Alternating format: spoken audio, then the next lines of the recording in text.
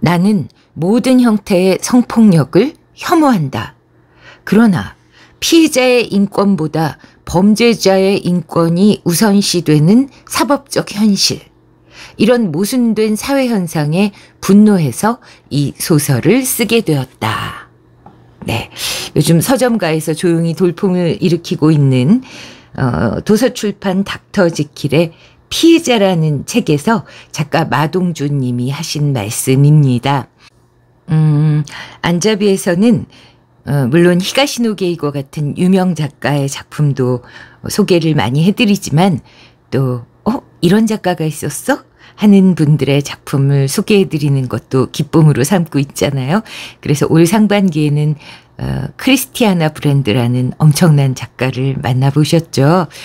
자, 이제 아직 덥긴 하지만 가을의 문턱에서 대한민국의 작가 한 분 소개해 드리려고 합니다. 바로 피해자라는 책의 마동주 작가인데요. 성폭력으로 딸을 잃은 아버지가 복수를 해나가는 이야기입니다. 근데 이 책의 특징은요. 우리가 일반적으로 즐겨 읽는 추리소설에 나오는 어떤 판타지적 요소 있잖아요. 트릭이랄까, 반전이랄까 이런 건 없습니다. 그런데 마치 내가 다큐멘터리 카메라 감독이 되어서 우리나라 형사들, 경찰들이 수사하는 상황을 직접 쫓아다니면서 보는 것 같은 그런 생생한 현장감을 느낄 수 있는 것이 특징입니다. 작가분이 굉장히 꼼꼼하게 취재를 하신 것 같아요. 그래서 제가 즐겨보는 TV 프로그램에 용감한 형사들이라고 있거든요. 프로파일러 한 분 나오시고 형사들이 직접 나와서 연예인 MC분들하고 어떤 사건 해결한 얘기를 풀어나가는 건데 진짜 형사들이 나오시다 보니까 어떤 이런 추리소설에는 없는 그러나 현장감 있는 그런 이야기들이 재미있어서 즐겨보는데요. 이 소설책은 그 프로그램을 뛰어넘습니다. 정말 제가 쫓아다니면서 보는 것처럼 그렇게 사실감 있게 대한민국의 경찰의 수사 방식을 잘 묘사해 두었어요. 그래서 페이지 수가 많지만 굉장히 훅훅 잘 읽힌다 이런 평들이 많더라고요. 네, 길게 말하느니 빨리 낭독을 시작해서 어떤 느낌인지 소개해 드리도록 하겠습니다.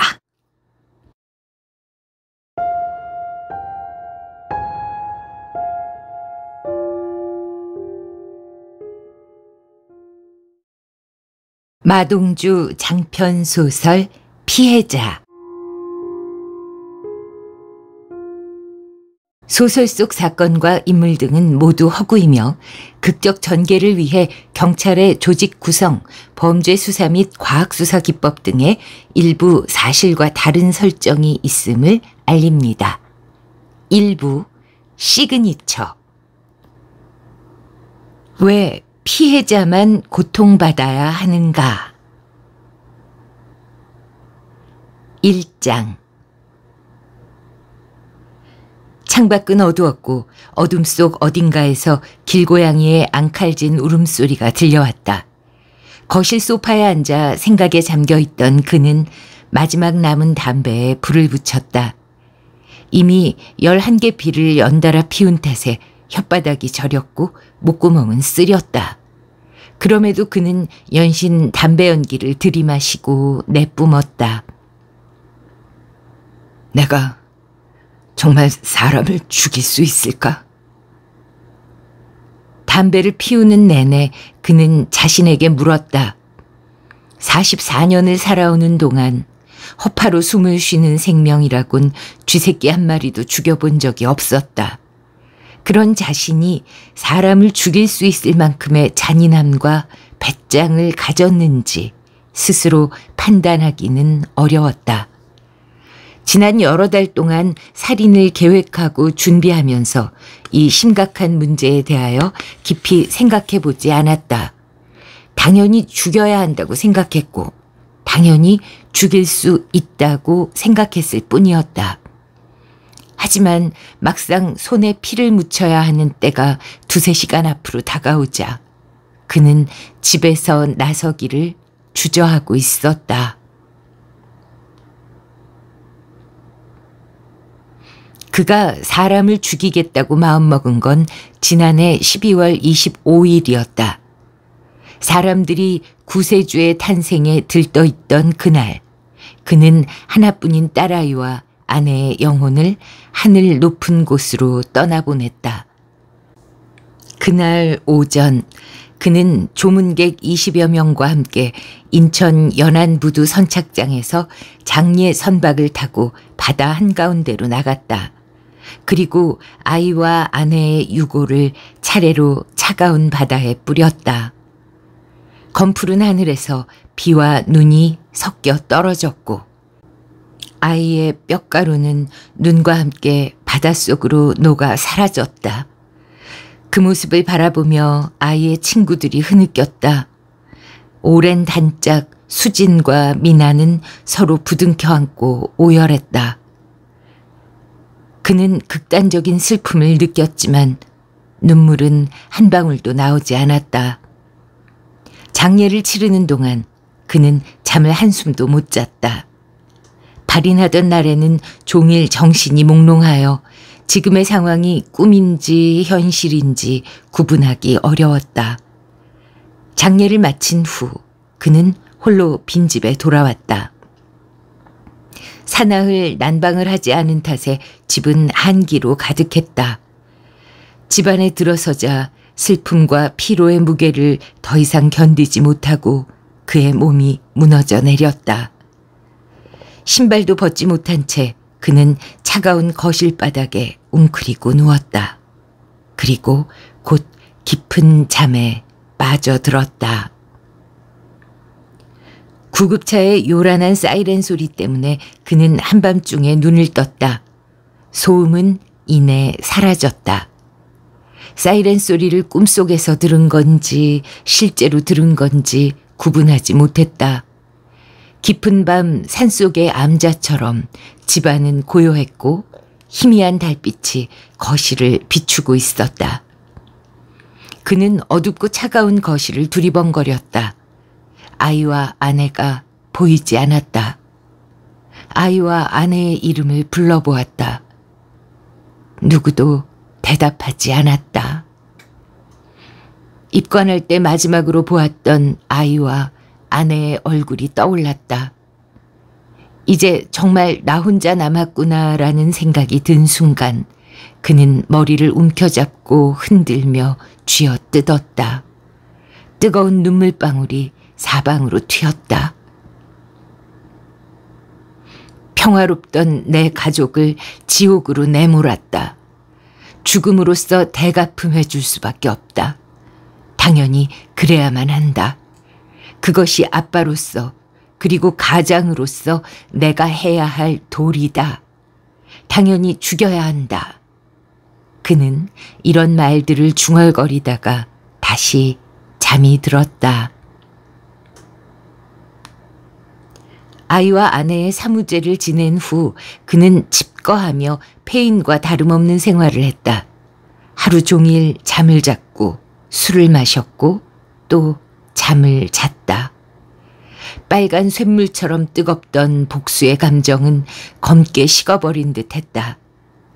아이와 아내를 따라 세상을 등지고 싶은 생각이 숱하게 들었다. 하지만 그런 시간이 오래가진 않았다. 집안에 틀어박힌 지 한 달쯤 지났을 때 아이와 아내는 아빠가 그리고 남편이 힘든 상황을 이겨내고 어떻게든 살아가기를 바랄 거라는 생각이 들었다. 그는 망가져가는 몸과 정신을 추스르지 않을 수 없었다. 그때부터 그는 살인 계획을 세우고 준비했다. 가까운 공립도서관과 인터넷에서 범죄 사례와 경찰의 수사기법에 관한 책, 논문, 기사 등을 찾아 공부했다. 그 과정에서 그는 저항할 틈을 주지 않고 일시에 제압해야 한다. 출혈이 생기지 않는 방법으로 죽여야 한다. 지문과 DNA를 남기지 말아야 한다. CCTV 추적과 통신 추적을 피해야 한다 등 경찰에 잡히지 않기 위해 반드시 지켜야 할 살해 원칙을 정했다. 그리고 살해 후 경찰의 수사망에서 빠져나갈 방법에 관해 연구했다. 강한 몸을 만드는데도 큰 노력을 기울였다. 근력과 체력을 키우기 위해 피트니스 센터에서 웨이트 트레이닝을 했고 매일 4km를 조깅했다. 담당 트레이너의 지시에 잘 따랐고 스스로 식단을 짜서 챙겨 먹었으며 술과 담배를 줄였다. 몸에서 군살과 뱃살이 하루하루 눈에 띄게 빠져나갔다. 75kg이던 체중은 운동을 시작한 지 4개월이 지나자 62kg으로 줄었다. 키 172cm의 골격에 마른 근육이 단단히 붙은 모습은 마치 경량급 권투선수 같았다. 그즈음 그는 마음먹은 일을 실행에 옮길 때가 됐다고 판단했다. 그는 첫 번째 살인 타깃으로 비교적 쉬운 자를 택했다. 작은 키에 왜소한 체구를 가진 66세의 독거노인이었다. 힘없고 가난한 늙은이를 죽이는 것에 대해 양심의 가책 따위는 느끼지 못했다. 그에게는 우선 성공적인 살인 경험이 필요했다. 첫 단추를 잘 끼워야 나머지 단추도 제대로 끼울 수 있는 법이었다. 그렇기 때문에 첫 번째 사냥감으로 약한 자를 고른 건 당연한 결정이었다. 오늘 밤 그 노인을 죽일 작정이었다. 그는 필터까지 타들어간 담배를 재떨이에 눌러 껐다. 거실 벽시계의 바늘이 밤 9시 47분을 가리키고 있었다. 더 이상 시간을 지체할 수 없었다. 그는 휴대폰의 전원 버튼을 눌렀다. 밝아진 액정 화면 위에서 서로 팔짱을 낀 채 나란히 서 있는 아이와 아내가 활짝 웃고 있었다. 아빠, 다녀올게. 그는 두 모녀에게 속삭였다. 휴대폰을 소파 테이블 위에 내려놓은 후 또 다른 휴대폰과 차키 그리고 살해 도구가 담긴 웨이스트백을 챙겨 들고 집을 나섰다. 약 1시간 후 그는 서울 노원구 중계동 소재의 한 다세대 주택 근처에 도착했다. 지은 지 30년이 넘은 다세대 주택은 공용 창고로 사용되는 지하층과 여러 세대가 거주하는 지상 3층으로 구성된 한 동짜리 건물이었다. 불 켜진 집이 옛일곱 보였다. 타깃의 집인 208호의 불은 꺼져 있었다. 그는 그 다세대 주택의 진입로에서 멀지 않은 폐건물 앞에 차를 세우고 시동을 껐다. 시간을 확인했다. 밤 10시 50분을 막 지나고 있었다. 그는 안전벨트를 풀고 웨이스트백을 허리에 감아맸다.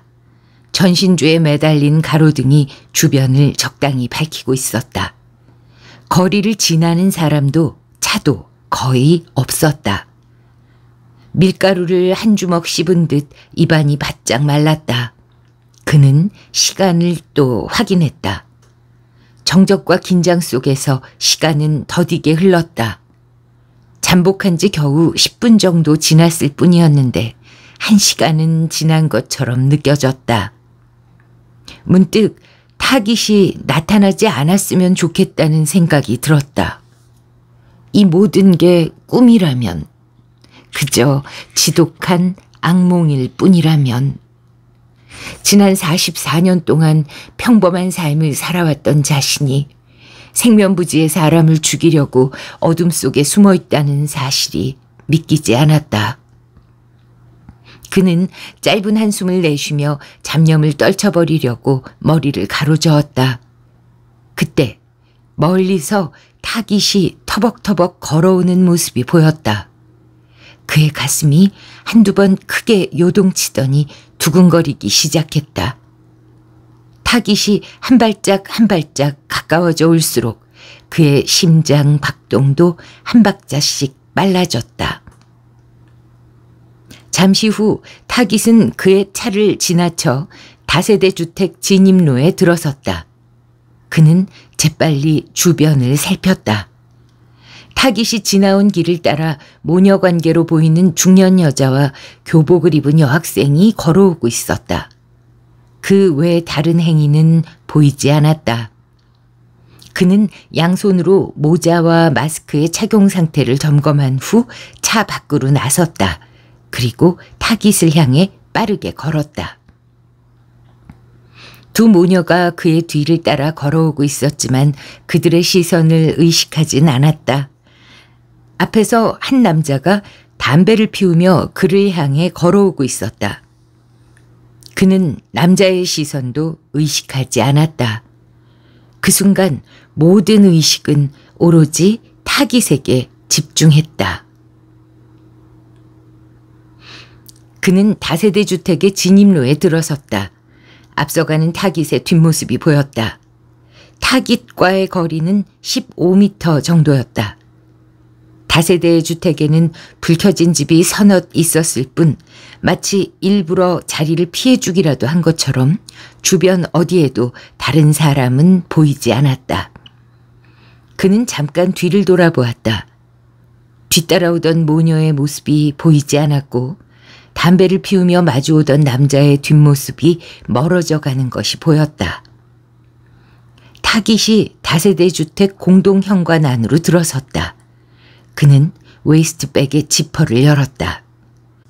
손바닥 면에 미끄럼 방지 도트가 박힌 얇은 면장갑을 꺼내 양손에 끼웠다. 그러고 나서 전기 충격기를 꺼내 한 손에 쥐고 지퍼를 잠갔다. 타깃이 인기척을 느끼지 못하도록 주의하며 걸음의 속도를 높였다. 곧 그도 공동 현관 안으로 들어섰다. 복도와 계단에 불이 켜져 있었고 1층을 지나 2층 계단을 오르는 타깃의 그림자가 보였다. 그는 숨소리를 죽인 채 고양이 걸음으로 계단을 올랐다.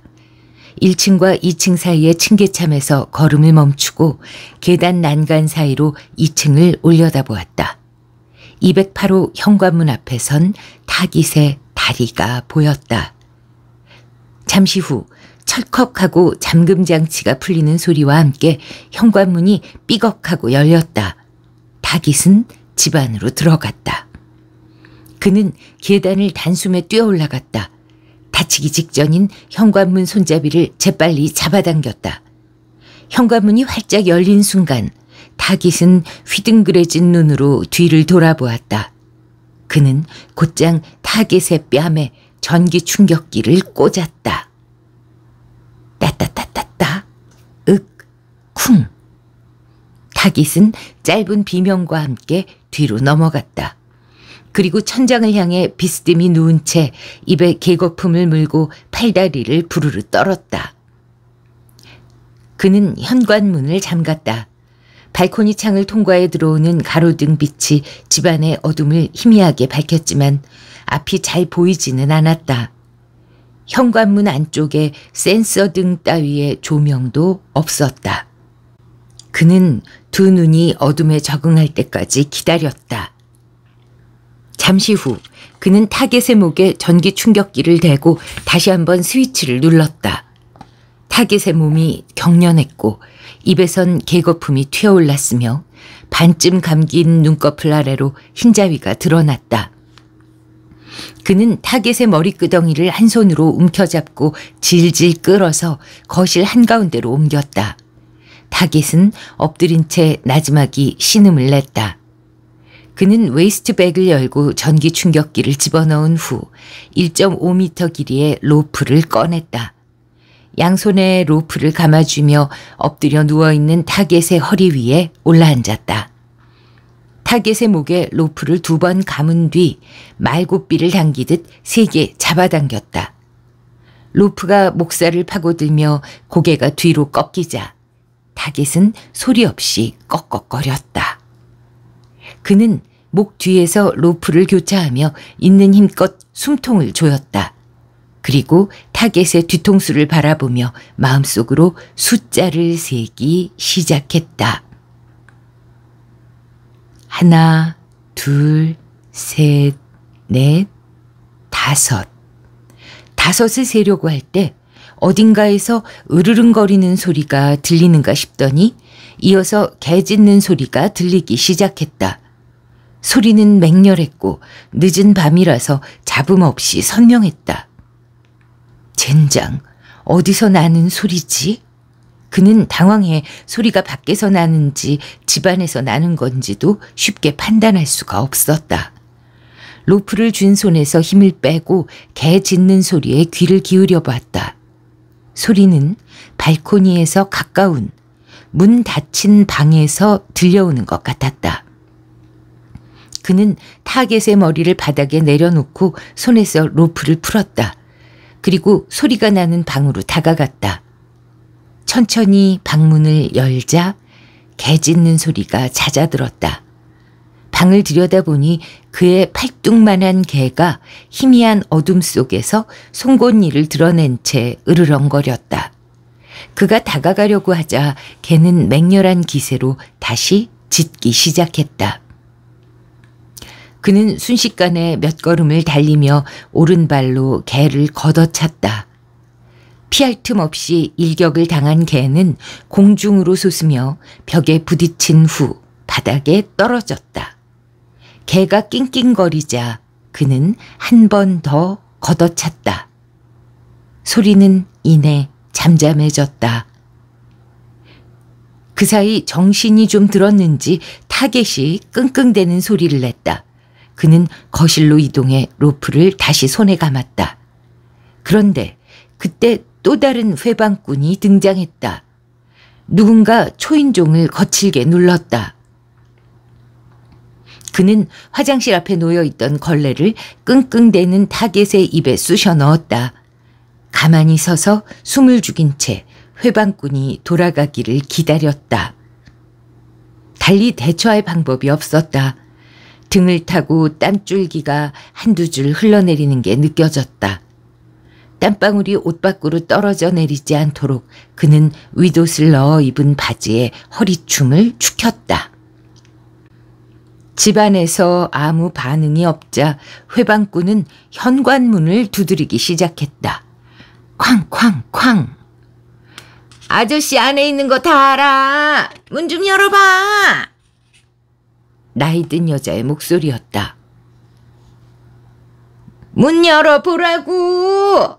아이 사람 새끼는 쿵쿵대고 개새끼는 깽깽대고 도대체 지금이 몇 시야? 아이 미친놈아 문 안 열어. 쾅쾅쾅쾅.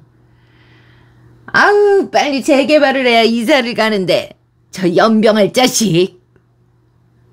이 말을 끝으로 밖에서 더는 아무 소리도 들려오지 않았다. 그는 현관문에 뚫린 눈구멍을 통해 밖을 살폈다. 여자는 가고 없었다. 타겟은 신음하며 입에 문 걸레가 흥건히 젖도록 침을 질질 흘리고 있었다. 지저분한 새끼. 그는 이렇게 중얼거리며 양손에 로프를 감아쥐고 타겟의 허리 위에 다시 올라탔다. 목을 힘껏 조이며 초간격으로 숫자를 세기 시작했다. 100까지 셌을 때 그는 손에서 로프를 놓았다. 너한테 너무 미안하구나. 다른 방법이 있었을 텐데. 그는 집으로 돌아오는 길 내내 개를 생각했다. 죄 없는 녀석에게 고통을 준 게 몹시 후회스러웠다. 타겟이 거주하는 다세대 주택과 그 일대를 여러 번 사전 답사하며 살해 계획을 세웠었다. 그 과정에서 타겟이 혼자 살고 있다는 사실도 알아냈지만 집안에 개가 있는지까지는 미처 확인하지 못했다. 맹렬히 짖어대는 개는 예상치 못한 회방꾼이었다. 당황한 나머지 그의 몸이 반사적으로 반응해 발이 나갔다. 생각할 새가 전혀 없었다. 여러 날을 계획하고 준비해온 첫 번째 살인을 성공적으로 끝냈음에도 그의 마음은 씁쓸하기만 했다. 2장. 진주야, 진주 우리 딸 어디 가니? 그는 외쳤다. 아이와 아내가 서로 손을 꼭 잡은 채 그에게서 멀어져 갔다. 그는 두 모녀를 향해 팔을 휘저으며 다시 외쳤다. 여보, 어디 가? 진주 엄마. 그는 자신의 목소리에 놀라 잠에서 깼다. 6월 중순 초여름이었지만 그는 한기를 느끼며 한 차례 몸을 부르르 떨었다. 온몸이 식은땀으로 젖은 탓이었다. 누운 채 생각에 잠겼다. 2달 만인가? 아니, 3달 만인가? 아이와 아내의 꿈을 꾸었다. 무슨 꿈이었는지 내용은 기억나지 않았다. 전에도 그랬고 그전에도 그랬다. 아이와 아내가 꿈에 나타날 때마다 멀어져가는 그들의 뒷모습만 생생히 기억날 뿐이었다. 방 안은 어두웠고 창밖도 어두웠다. 몇 시나 됐을까? 그는 침대 머리맡을 더듬었다. 휴대폰이 손에 닿자 액정 화면을 밝힌 뒤 시간을 확인했다. 새벽 4시 14분. 좀 더 눈을 붙여도 될 시간이었으므로 다시 잠을 청했다.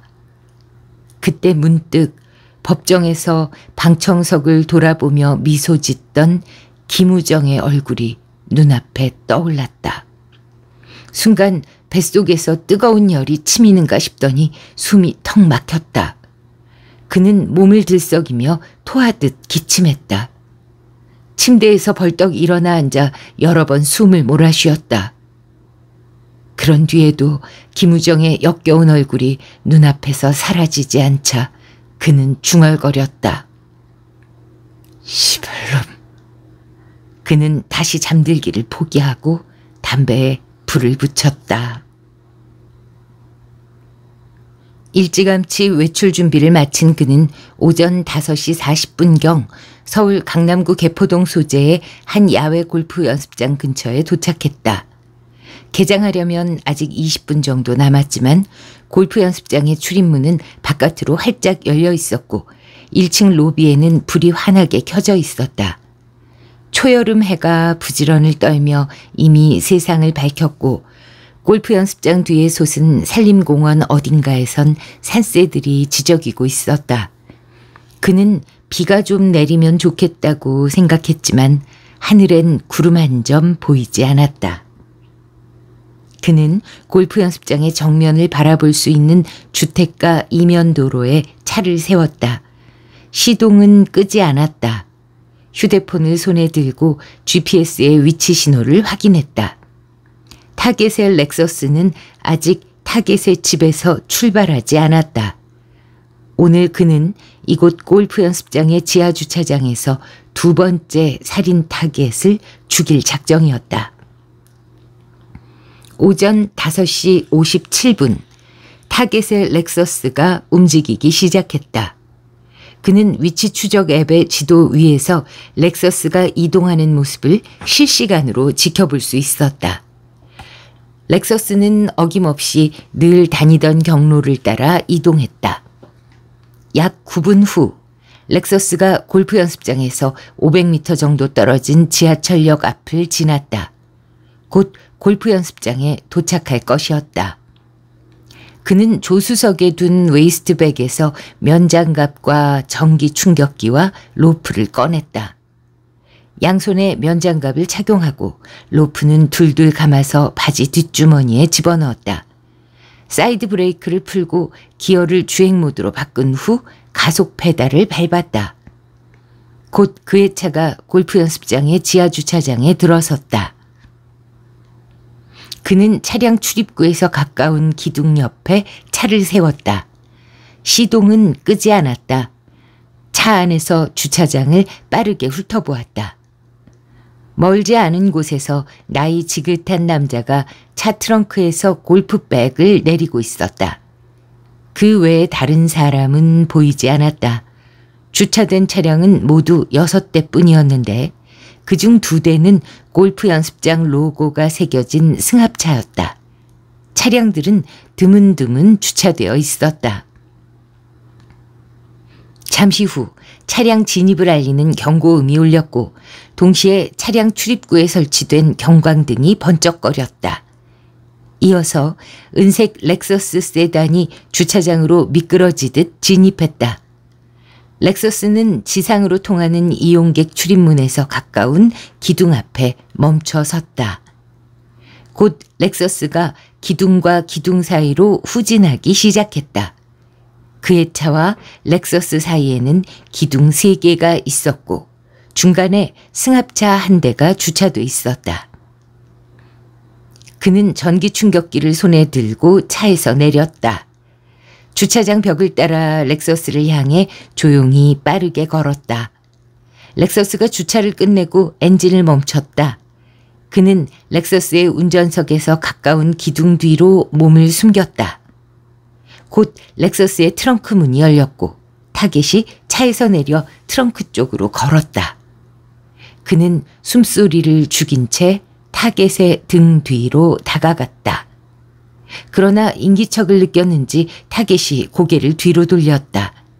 그는 당황하지 않고 권투 선수가 날카로운 잽을 날리듯 빠르게 팔을 뻗어 타겟의 뺨에 전기 충격기를 꽂았다. 타겟은 소리 없이 그 자리에서 주저앉았고 렉서스의 뒷바퀴에 등을 기댄 채 팔다리를 부들부들 떨었다. 그는 타겟의 목에 전기 충격기를 대고 한 번 더 스위치를 눌렀다. 타겟의 몸이 경련하며 한쪽으로 넘어갔다. 그리고 죽은 듯 신음조차 내지 않았다. 그는 전기 충격기를 바지 뒷주머니에 집어넣고 양손으로 타겟의 머리끄덩이를 움켜잡았다. 질질 끌어 렉서스 뒤로 타겟을 옮겼다. 렉서스의 뒷범퍼와 벽 사이에 폭 1m 정도의 공간이 있었다. 로프를 양손에 감아주며 엎드려 있는 타겟의 허리 위로 올라탔다. 타겟의 숨통을 조이며 마음속으로 숫자를 세기 시작했다. 21까지 셌을 때 주차장 안에 경고음이 울리며 경광등이 번쩍이기 시작했다. 곧 차 1대가 주차장으로 진입했다. 그는 숫자 세기를 멈추지 않고 타겟의 목에 감긴 로프를 더 세게 잡아주었다. 그의 위치에서는 주차장에 진입하는 차를 볼 수 없었다. 마찬가지로 그 차의 운전자도 기둥과 렉서스의 시야가 가려져 타겟의 등에 올라탄 그를 볼 수 없을 것이었다. 렉서스가 이용객 출입문 가까이 세워져 있었지만 출입문과 렉서스 사이에도 기둥이 있기 때문에 출입문을 지나는 사람 역시 지금 일어나고 있는 끔찍한 광경을 발견하지 못할 것이었다. 그럼에도 그는 쉴 새 없이 눈알을 굴리며 주변 경계를 늦추지 않았다. 3장 이경민은 숨을 거칠게 몰아쉬며 강은호의 등 뒤로 양손에 수갑을 채웠다. 묵비권을 행사할 수 있고 당신이 한 발언은 법정에서 불리하게 사용될 수 있으며 변호인을 선임할 권리가 있습니다. 서울 지하철 2호선 강남역 앞 왕복 8차로가 구경하는 차량들과 인파로 인해 순식간에 북새통이 되었다. 전력으로 달아나다가 아스팔트 바닥에 얼굴을 쳐박고 넘어진 강은호의 뺨에 고양이가 발톱으로 세게 핥힌 듯한 상처가 생겼고 피가 흘렀다. 아파요. 살살 좀 하세요. 강은호가 몸을 비틀며 큰 소리로 말했다. 이경민이 그를 일으켜 세우며 차갑게 말했다. 그러니까 얌전히 있으라고. 움직이면 더 아프다는 거 잘 알잖아. 그녀는 강은호의 얼굴에 흐르는 피를 닦아주라고 임형준에게 지시했다. 서울경찰청 강력범죄수사대는 2개 이상의 경찰서 관할 지역에 걸쳐 발생한 강력 사건이나 사회적 관심도가 큰 강력 사건을 수사하는 조직이다. 강력 1개, 2개, 3개로 조직이 구분되어 있고 각 개는 다시 너댓 개의 팀으로 이루어져 있다. 경찰대 출신으로 올해 42인 이경민은 그중 강력 3개를 이끌었다. 강력 3개는 4개의 팀, 그녀를 포함해 총 23명의 형사로 구성되어 있었다. 이경민이 최근 강북 일대 유흥업소에서 발생한 3건의 연쇄 강간 사건을 수사하던 중 범인으로 특정하고 2개월 넘게 뒤쫓았던 강은호는 여자친구의 신고로 덜미가 잡혔다. 여자는 강은호가 중소무역회사를 경영하는 성실한 사업가인 줄 알고 있었다. 그가 대학에서 무역학을 전공했고 한때 무역회사에 다닌 이력이 있으므로 아주 틀린 말은 아니었다. 그러나 현재 그는 일정한 직업 없이 가족과 주변 사람에게 의존해 생활하고 있었다. 강남 테헤란로 인근에서 와인바를 운영하는 여자는 젠틀하고 자상한 모습에 이끌려 단골 손님이었던 강은호와 연인 사이로 발전했다고 했다. 곱상하고 다부진 그의 외모도 그녀의 호감을 사는데 한몫했을 것이다. 여자는 체구가 우람했고 객관적으로 볼 때 미인은 아니라고 이경민은 생각했다. 이경민은 강은호가 왜 그녀에게 접근했는지 알 것 같았다. 그동안 그가 그녀에게서 빌려간 돈이 상당했다. 나이트클럽에서 만난 여자한테 약을 먹이고 강제로 성관계를 가졌어요. 당시 피해자하고 합의해서 형량이 그 정도에 그친 겁니다. 강은호는 전에도 성범죄를 저질러 교도소에 다녀온 일이 있었다. 그 사실을 전혀 몰랐던 그녀는 이경민의 말을 듣고 매우 놀란 것 같았다. 우리 은호 씨가 그럴 리 없어요. 여자는 이경민의 말을 믿을 수 없다는 듯 헛웃음을 쳤다. 하지만 이경민이 구속영장과 함께 강은호의 범죄 경력 기록을 내놓자 그녀는 한동안 넋을 잃은 듯 멍한 표정을 짓고 침묵했다. 이경민은 잠자코 그녀의 반응을 기다렸다. 나쁜 자식. 여자가 침묵을 깨며 한 말이었다. 그러고는 얼굴이 마스카라와 눈물로 범벅이 되도록 울었다. 이경민은 그녀가 강은호를 무척 사랑하고 있다는 걸 느낄 수 있었다. 그만큼 배신감과 상심이 클 것이었다. 이경민은 여자가 우는 동안 손을 잡아주고 등을 토닥거리며 말없이 위로했다. 그녀가 조금 진정된 모습을 보였을 때 이경민이 말했다. 이번에도 같은 방법으로 여자 3명을 겁탈했는데 유흥업소에서 발생한 성폭력 사건은 피해자가 신고를 꺼리는 경우가 많기 때문에 실제 피해자는 그보다 더 많을 겁니다. 여자는 철저히 속았고 불결하다며 격분했다. 그러나 그녀도 그의 소재를 알진 못한다고 했다. 사업 때문에 일본에 다녀온다고만 했어요. 몇 달 걸릴 거라고요. 휴대폰도 꺼져 있어서 연락이 안 돼요. 가끔 연락이 오는데 가게 전화로 연락을 해요.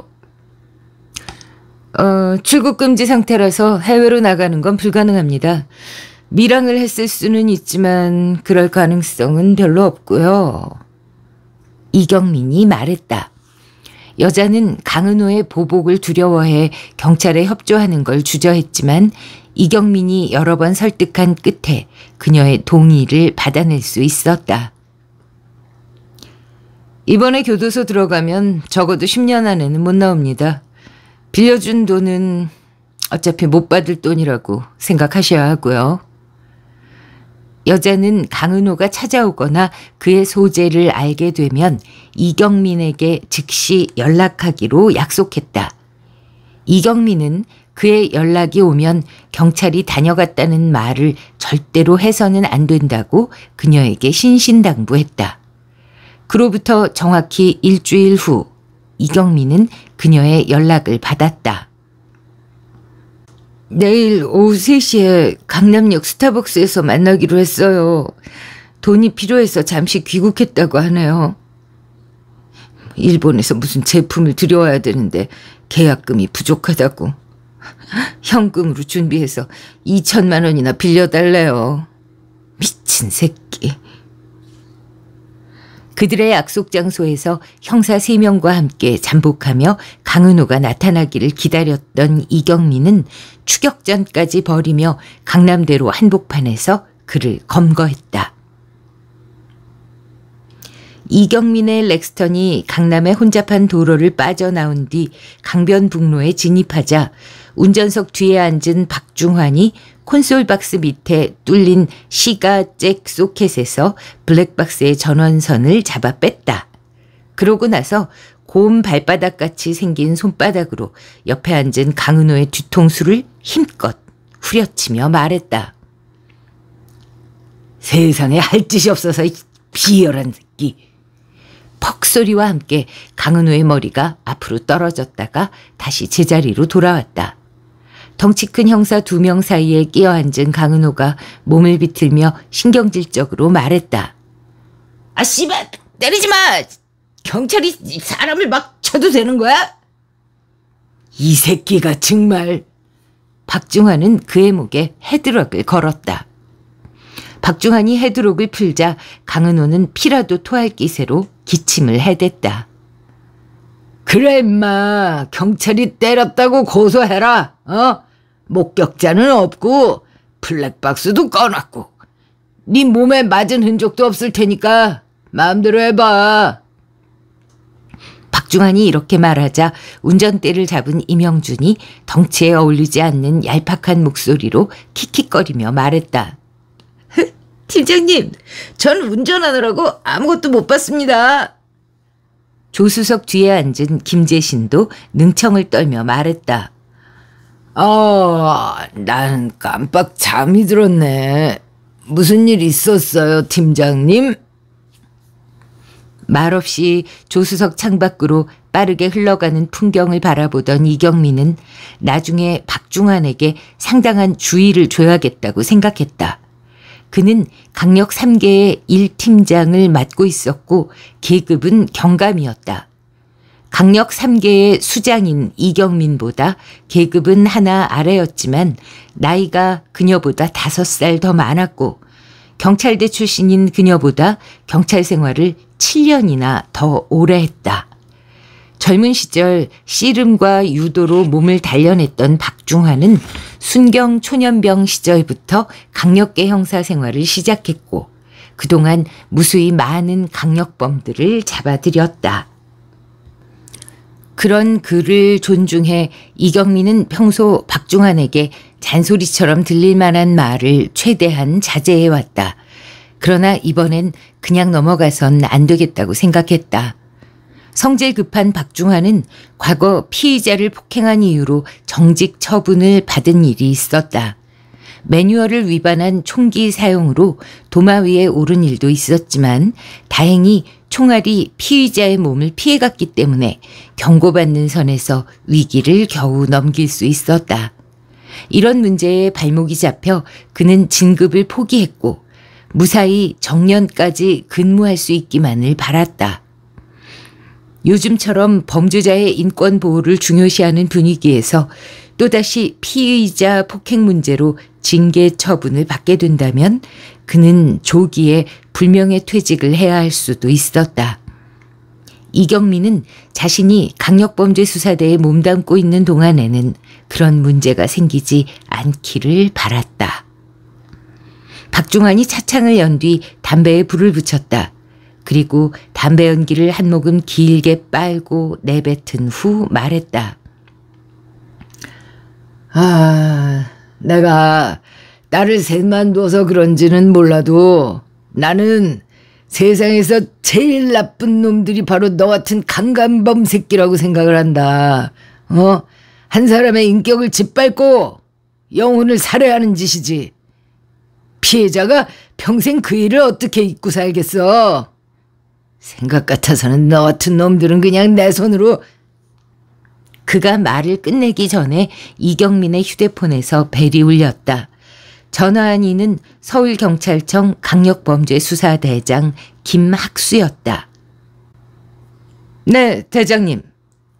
이경민이 전화를 받자 박중환이 피우던 담배를 밖으로 내던지고 차창을 닫았다.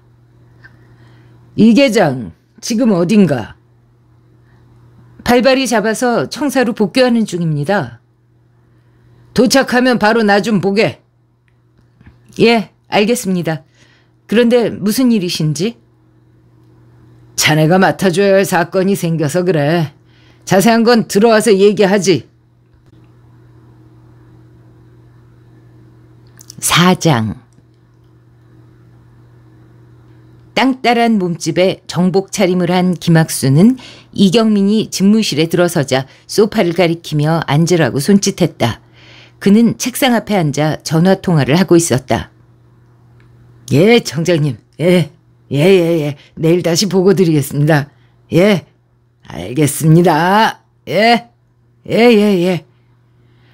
통화를 마친 김학수는 소파로 자리를 옮겨 테이블 사이에 두고 이경민과 마주 앉았다.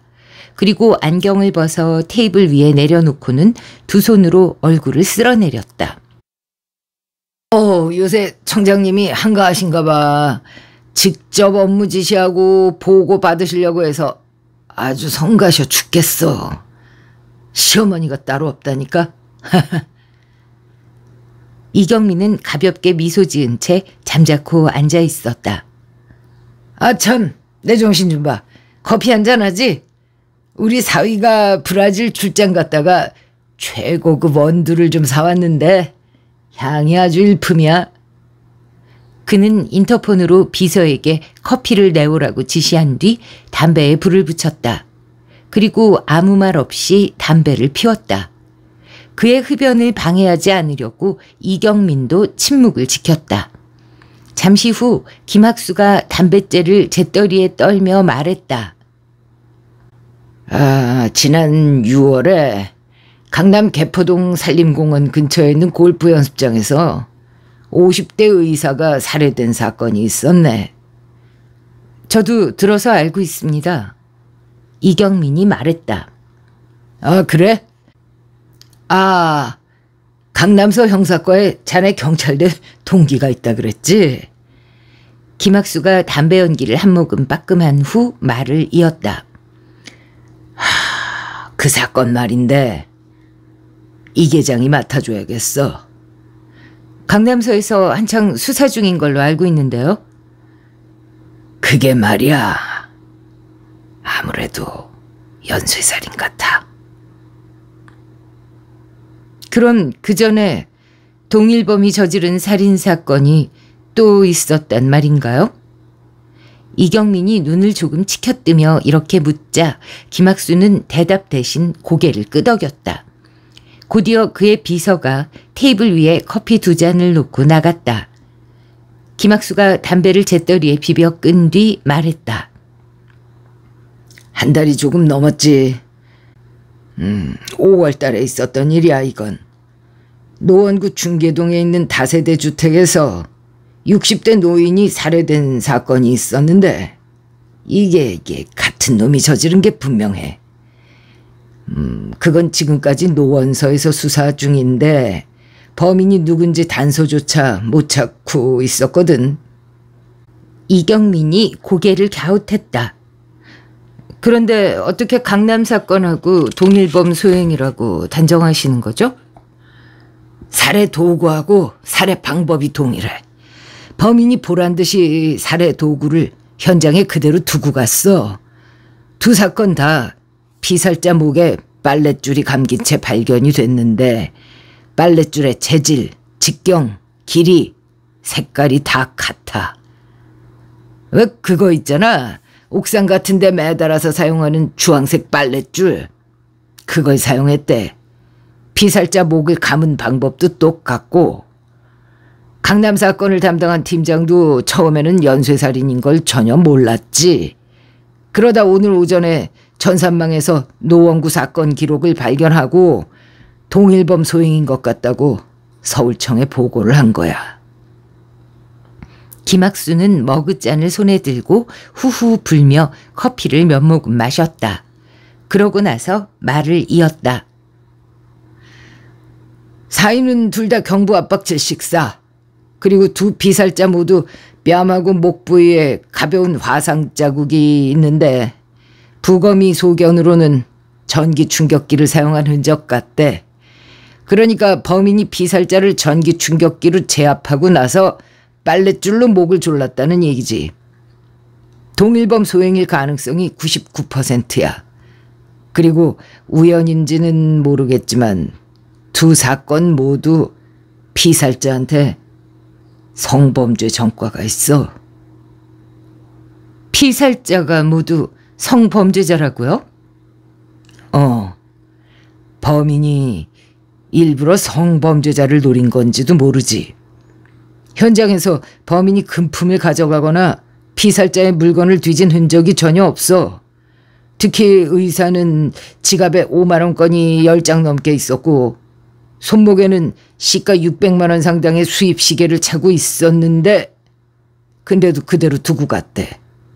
적어도 강도살인은 아니라는 얘기야. 김학수는 해장국을 마시듯 후루룩거리며 커피를 마시기 시작했다. 잠시 후 그가 말했다. 아이, 커피 다 식겠다. 자네도 좀 마셔. 이경민은 생각에 잠긴 표정으로 머그잔을 들었다. 김학수는 잔을 입에 댄 채 고개를 뒤로 젖히며 남은 커피를 한 방울도 남기지 않고 비웠다. 그가 잔을 테이블 위에 내려놓자 이경민이 물었다. 두 피살자 간 관계는요? 혹시 두 사람이 서로 아는 사이라든가 아니면 뭐 어떤 이해관계로 얽혀 있다던가? 그것까지는 아직 나도 몰라. 자세한 거는 강남서하고 노원서 수사 기록 살펴보도록 해. 그리고 오늘부터 당장 우리가 맡아서 수사하라는 청장님 명령이 떨어졌어. 내가 수사 책임자로 자네를 추천했는데 청장님이 즉석에서 승낙하셨고, 그러니까 다른 사건은 당분간 서랍 안에 넣어두고 급한 사건은 다른 계장들한테 넘겨. 당분간 이 사건에만 전념하라고. 오늘 저녁에 강력 3개 형사들 모두 집합시켜서 수사회의 열고 내일부터 바로 수사 시작해야 해. 이따가 노원서하고 강남서에서 사건 담당했던 팀장들도 올 거야. 수사회의 참석해서 지금까지 수사한 내용 보고해달라고 내가 협조 요청을 했어. 그리고 나는 내일부터 아침마다 수사 진행 상황을 청장님께 보고 드려야 하니까 자넨 매일 퇴근하기 전에 수사 보고서 작성해서 나한테 넘겨줘야 해. 청장님이 직접 챙기시려는 걸 보니까 대단히 중요한 사안이라고 생각하시나 보네요. 맞아. 곧 경찰청장 인사가 있잖아. 청장님이 지난번 인사 때 부산청장한테 물 먹은 거 알지? 이제 경찰청장 임기가 넉 달도 안 남았고 다음엔 우리 청장님 차례 될 거라고 말하는 사람들이 많아. 청장님도 내심 기대하고 있는 게 사실이고. 근데 몇 년 전 인천에서 발생한 부녀자 연쇄강간 살인 사건 그거 기억나? 그것 때문에 범인 잡고도 경찰이 우왕좌왕해서 희생자가 늘어났다고 욕 바가지로 먹은 적 있었지? 그 일로 인천 청장이 옷 벗었고. 그러니까 우리 청장님도 연쇄살인일지도 모르는 이 사건이 신경이 안 쓰일 수가 없겠지. 제가 그런 사건을 맡아야 한다니 상당히 부담스럽네요. 기회라고 생각해. 기회에는 그만한 부담이 따르기 마련이야. 사건 커지기 전에 이 계장이 잘 해결하면 청장님이 모르는 체 하진 않을 거야. 차기 경찰청장한테 눈도장 제대로 찍는 거라고. 저는 사내 정치에는 별로 관심이 없습니다. 정치에 관심이 있든 없든 윗사람한테 잘 보여서 나쁠 건 없잖아. 그리고 자네 앞으로 10년 내로 총경 진급 못하면 경찰 옷 벗어야 하는 거 몰라? 혹시 누가 알아? 청장님이 경찰청장으로 영전하시면 퇴임 전에 자네 어깨에 무궁화한 게 더 달아주실지. 그러니까 좋게 생각해. 수사는 비공개로 할 거고 당연히 언론에도 공개하지 않을 거니까 형사들 입단속 잘해야 돼. 공식적으로는 노원서하고 강남서에서 개별 살인사건으로 수사를 계속하는 걸로 해둘 거야. 연쇄살인사건이 발생한 사실이 언론에 알려지면 대중의 관심이 집중될 거 아니야. 청장님이 제일 부담스러워하는 게 그거지. 경찰청장 인사 끝날 때까지는 몸을 사려야 된단 말이야. 알겠지? 연쇄살인사건은 잘해봐야 본전인데 잘못하면 집에 가서 쉬어야 하는 신세가 될 수도 있잖아. 그래서 청장님은 사건 빨리 해결하고 아무 일 없었다는 듯이 조용히 덮으시려는 생각이야. 경사들한테는 시민들이 불안감을 느끼지 않도록 비공개 수사를 한다는 취지로 살붙여서 잘 설명해봐. 어? 그리고 이게 정말 연쇄살인 사건이라면 추가 희생자가 생길 가능성이 높으니까 일이 커지기 전에 빨리 범인 잡아야 돼. 노원서하고 강남서 팀장들 17시까지 내 방으로 오라고 했어. 이 계장도 그때 같이 들어와서 인사 나누고 그 친구들 오면 곧바로 수사회의 시작할 수 있도록 강력 3개 형사들도 다 시간 맞춰서 사무실로 복귀시켜. 길 건너 마포갈비집 예약해뒀으니까 회의 시작하기 전에 든든히 저녁 먹이고 오늘 밤을 새우는 한이 있어도 사건 파악 확실히 해서 수사계획 수립하고 내일부터는 본격적으로 수사 시작해야 해. 예, 알겠습니다. 이경민은 오늘 검거한 서울 유흥업소 연쇄강간 사건의 피의자 일명 강북 나이트클럽 발바리에 대해 짧게 보고한 후 대장의 집무실을 나섰다.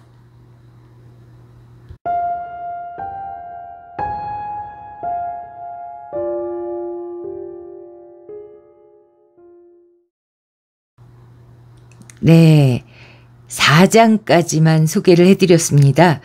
400여 페이지가 넘는 책인데요. 본문상으로는 37페이지까지만 낭독을 해드린 거예요.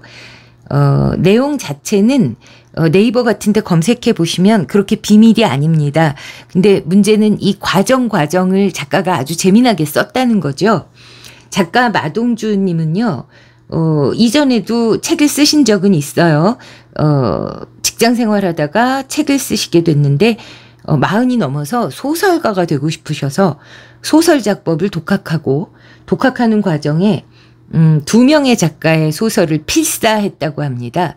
그 소설가 되는 과정에서 잘 쓰여진 다른 사람의 소설을 베껴 쓰는 작업이 아주 좋은 작법 연습법이라고 해서 많은 작가 지망생들이 그런 방식을 쓰거든요.